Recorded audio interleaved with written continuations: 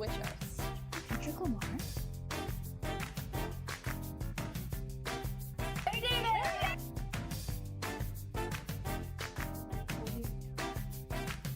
I don't know. I'm not a TikTok.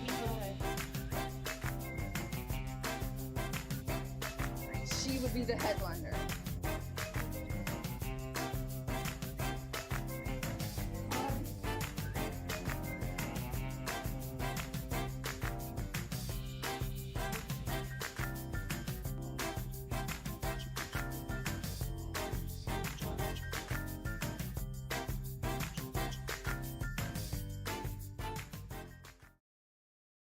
Welcome everybody to Sukkot. Sukkot. We're gonna play a game that I'm so excited about. It's called Know Your Stars. All right, I'm gonna give you a hint, and then we're gonna split into two teams. You all are gonna go first, and then we'll see who can guess the most stars. Okay. Okay? All right. All right, let's go. Jewish stars or Jewish stars. Perfect. But there might be some trick. Yeah, Jewish. Ooh. Okay? All right. Okay, we'll start easy. Wait, Okay. we're gonna have 45 Do seconds. we have a buzzer? 45 seconds on the clock. Oh, that would be fun if we did a buzzer. Too late. Bing, bing, bing. We're just gonna do teams and teams, and whoever can get more wins a prize. Do we just yell it out? Yes. But Are you ready? But not you all. We're going with them first. Oh. Oh, Yes. Yeah. we're ready. Okay. Ready? Okay. All right. Dun, dun, I found. Okay. He made neuroses sexy. There's so many. Another. Pretty Jewish. Yeah, yell it. Larry David! Okay. She had a Netflix special before her bat mitzvah, but she also had her bat mitzvah at 40. Oh, I know who it is. Is it our turn? No, it's their turn. It's never our turn. Another one. She's a Hint, black hint. Jewish comedian. Oh, ooh. She went from sleeping in her car to Tiffany Yeah, Haddish. There you go. Yes. Okay. Started from the shul, now we're here. Drake. Yeah. Duh. Another one that I have to just say, he might be not like us, but he can nosh with us. Kendrick Lamar? No. Okay, time. Okay, you guys got three. Okay. We got three. You got three. Okay, That let's was see how great. many you all can get. Good stuff, good stuff. No, Okay. I got Let's this. breathe, let's breathe. I was like, wait, is he Jewish? Is he Let's one see of if you can ours? beat three. Let's see if you can beat three. And 3, 2, 1, go. His movies are 50% jokes, 50% Rob Schneider. Adam Sandler! Yes! If TikTok had a high holiday, she would be the headliner. Her dad's South African, her mom's Jewish, and her aesthetic is if a Sephardi girl from LA went viral for mooing. No. I don't know. I'm not a TikTok. We know. Okay. We I'm know. not Gen Z. Okay, if you guys steal it. Doja Cat. Yeah! I should have been ready. You don't know that song? Okay. Her dad is Quincy Jones, her mom is Jewish. Rashada Jones. Okay, there we go. Rashida Jones. French dad, Jewish mom, and a jawline sharp enough to cut a bagel. Emmanuel Shikari. Oh, is she in Frozen? The gender fluid Twinkie boy of my dreams. Breakout role was a queer peach boy. What? Okay. I don't know how many that was. Do you guys count? Like 7? No. 2 or 3? I think 3, and you guys got 4, so this team won. Great. Thanks. Good job. Good job. Great teams. Go team. How did you all feel about that? Anyone surprise you? Oh wait, this last person was Timothée Chalamet. Oh, he went to high school. He went to my Of high course school. he did, LaGuardia. And I was like, wait, I don't know. Oh, yeah, sure. Okay. You what? Well, I was like, I don't know enough about you to know your dreams, but now I get it. Now I get it. This haircut is, every time I go into a queer barber, I show them a picture of Timothée Chalamet. So this is what I That says it all. Oh my gosh. I see it. Yes. I see the Well Chalamet. done. Thank you guys, that means a lot to me. I wasn't cut out for these games. We'll split you on a different team next. It won't help. Okay. Okay, good. How did you all, did anyone surprise you? Both? I didn't know like who half of those people were. Yeah. I keep a close look at who's Jewish. When I watch something, I'll usually be like Google like who is Jewish Yeah. and yeah. Yeah, I feel like Jews are very proud of like when somebody is like A-list or has a big thing, and like we know, but I think there's more and more people that are like slowly starting to be known over time, which is exciting. True. Yeah. Anyone that you're thinking of? I mean, Doja Cat's pretty Doja Cat, exciting. yeah. I don't know how much she claims her identity, but like when I first learned about that, I was like, that is so cool because she's a badass, she's having fun, Yeah. she's expressive, like why not? Rashida Jones in the Quincy documentary. I think that's when I found out.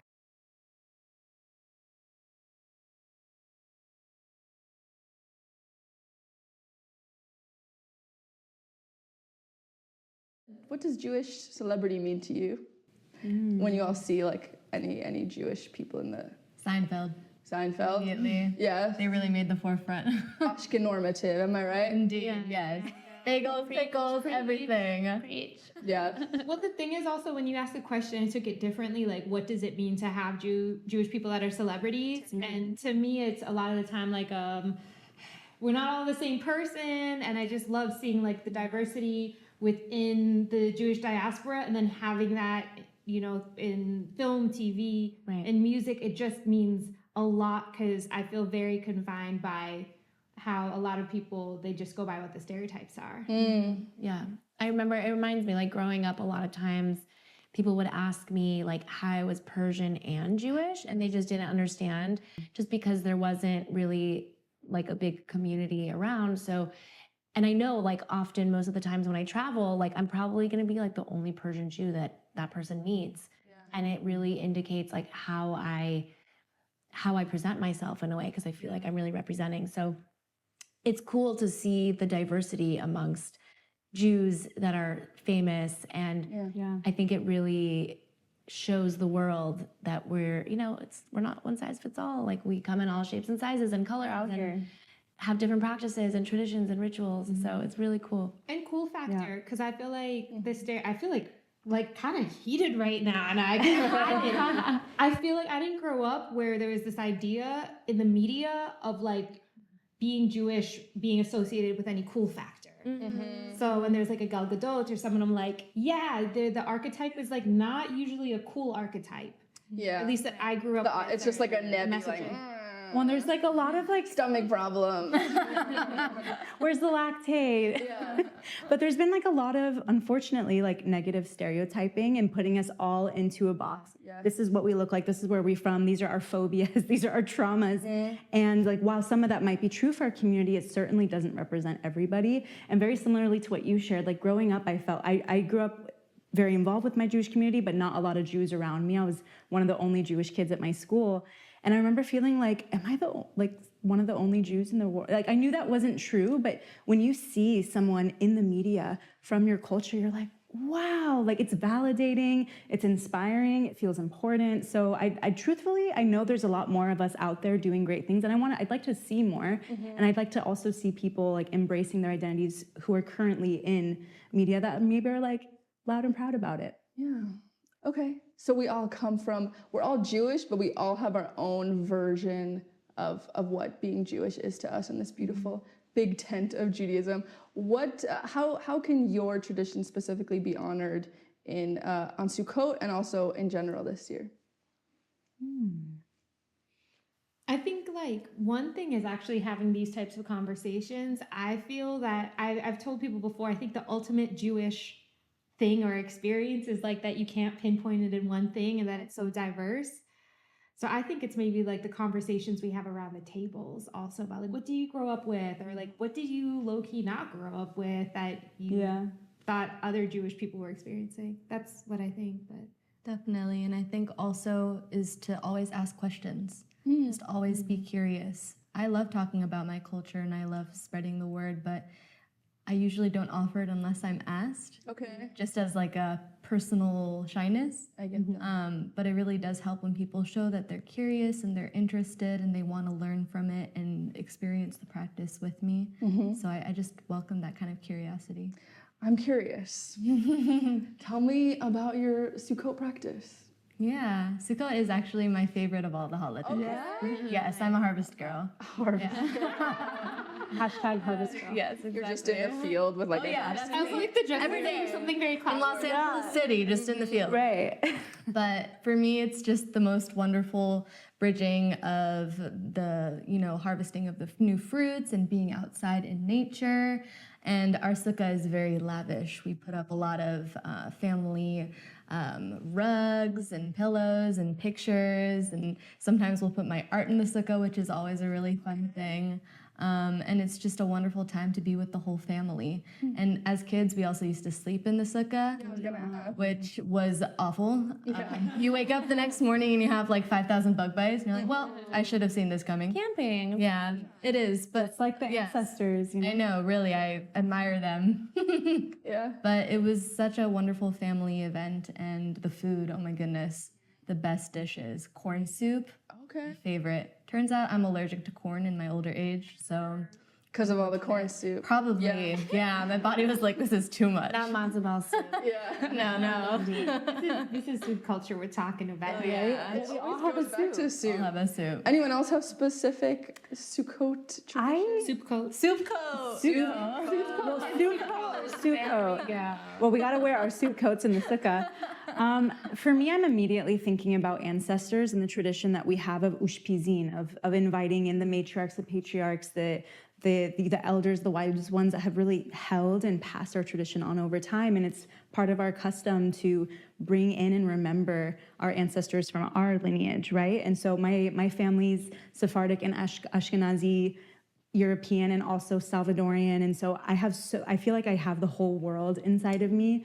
And what I like to do on Sukkot is really mirror one of the Latin American traditions of Dia de los Muertos, the Day of the Dead, and it actually overlaps with around Sukkot time. It's always in the fall, so this is a holiday of honoring our ancestors. In El Salvador, we always go to the cemeteries, we clean up the gravesides, we share stories, we bring flowers. It's this beautiful thing.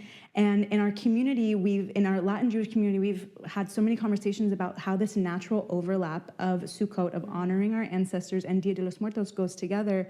So in our family, we'll create a space where we lift up and honor the memories, the spirits, the energies of our abuelos, of our Zaidi and Bubby. Like we'll bring those stories into the sukkah because it's like they're always with us. Wow. So nice.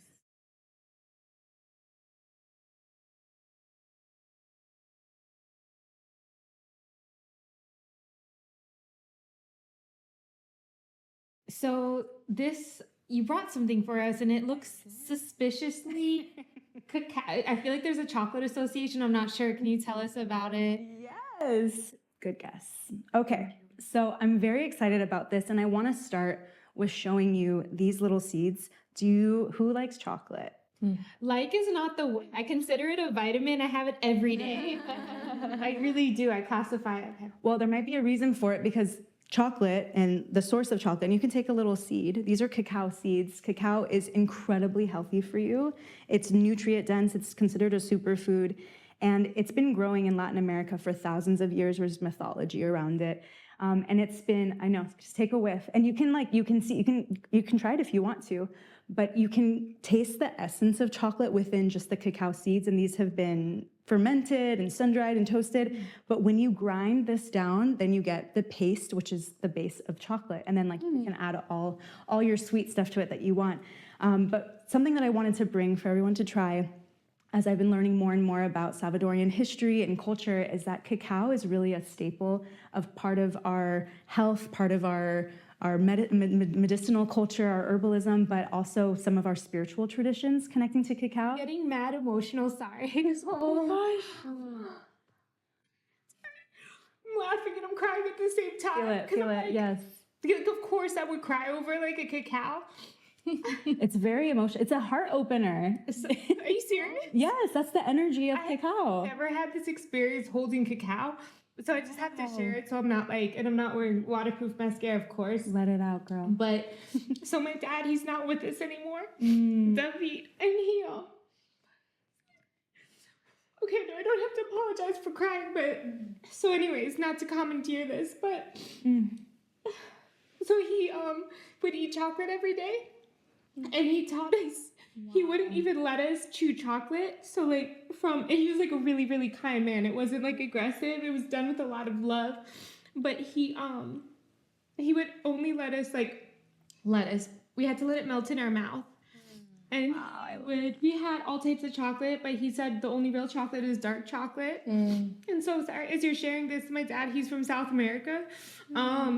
We have so many chocolate stories, and I just feel like This is full circle. Your dad's here right now. yeah.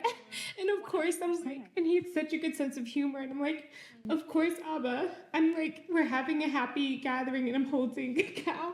And of course, I would like cry. You know what I mean? Over this thing that's like everything. This is so full circle. Well, this is so beautiful, the way that food can bring so much emotion and history. Like, all of us have food from our families and their stories. And this just happens to be one way of connecting. And Khalid, I hope that this gets to be the beginning of a cacao journey for you, because there's so much. It's a cacao journey. So Continuation. please, this is a continuation. Oh my gosh. Well, I'm really excited to share this with you all, because I've been on a journey learning about my roots, and we're 6 generations of farmers on our land in El Salvador. And that's something that my father and I are doing now. We're returning to the land, we're learning about the land, we're growing cacao trees. And something that I've loved learning about it, especially as it connects to Sukkot, is that this holiday is all about returning to nature and all about remembering our nature. Like, this is who we are as Jewish people. Like, we literally lived off the land, and this was like a festival of abundance, you know? So in the theme and like the energy of abundance, I wanted to share cacao with you, because that's the vibration that it carries of love. Love is abundant, love is flowing, and energetically it's a heart medicine. So what I've made here today is a blend of cacao and coconut milk. So it's like a nice little summer drink or harvest drink. It's always warm in California, so I'm like, summer vibes. But this is a perfect complement to a Sukkot experience. So if you'd like to try it, there's your cacao elixir. I'm experiencing every emotion through this. Oh, thank you so much. Oh, I love chocolate so much. Shall I wait for everyone? Yes, let's do it all together. And something that I've really learned from cacao culture is that because it is, yes, we're just naming it now, cacao culture, the CC of life, is because cacao has such a rich history of being medicinal, not just for the body, but for the spirit. It's meant to be enjoyed, honored, savored, respected, and loved. So if you'd like, you can join me in just like a breath of gratitude for the soil and the trees and all the hands that brought this to us, and all of the nutrients that the cacao holds that can truly feed our hearts and our spirits. L'chaim. L'chaim. Cheers. I hope you like it. cheers. Salud. Salud. It's like chocolate soup. Ooh. Please give me the recipe. Delicious. Ooh. Okay. This is going on my sukkah table forever now. Wow. So good. Interesting, because I didn't hear I think any stories besides my family's growing up, and my family didn't have a thing. I think it's more American of like, this is your culture. It was just, they were born where they were born. Their parents were born where they were born. I was born where I was born. And my parents are like, you're American. And they were great, not to take away from it, but they came from places where you're born. So my dad's Argentinian, my mom's Israeli, I'm American. But then that's not the experience when you're the child of immigrants. You're like, what am I? I'm so many things. Yeah. Like my mom's family is Polish and Ukrainian. And then my dad's family is Salvadorian, and we have Spanish roots also that are Sephardic. We have indigenous roots from El Salvador as well, which would be the Maya and the Pilpil people. And I'm a mix of all these things. And I think growing up, I was like, what am I? And I didn't meet other people who were like me. It was very confusing. And in my dad's case, he actually grew up Christian. He's part of that Converso community, who are the people who, if you know, these were Spanish Inquisition Jews that fled. And you had 3 options in Spain and Portugal. You convert, because this is all under the crown. They made executive law, like, Jews, you're gone. Convert, be killed, or flee. And so his family fled to Latin America. And then, of course, like the Spaniards, come marching in and taking over. And so it was like, oh, we have to do this again. So a lot of Jewish people converted. It was the safest thing that you could do. But they kept their traditions secret. And this is the story of the crypto-Jewish community. And my dad grew up going to church, and because that was like what everybody did. But my abuela, my grandmother, she would light candles every Friday. And that was something that her mother taught her, and her mother taught her, and it was always hush-hush, because God forbid if they got caught, that could have been the end of their story. But fortunately, my father grew up at a time where there was there was less anti-Semitism. There were other things happening in El Salvador that they were more concerned about. But out of all 7 kids on their farm, it was my father's job to tell her every Friday when the sun was going down. Aww. And when he would tell her, I'm getting emotional. when he would tell my abuela, okay, the sun went down, she, okay, mijo, okay. And she would cover her eyes. She would light candles and cover her eyes and just mumble under her breath. And that was the link of Jewish tradition that remained after all those years. It's absolutely incredible. And when he migrated to the US during the Civil War in El Salvador, that was the most important thing on his journey, was to return to Judaism. And that's our story. And how does it feel for you when you light Shabbat candles to pass that on or to continue it? I like to imagine her.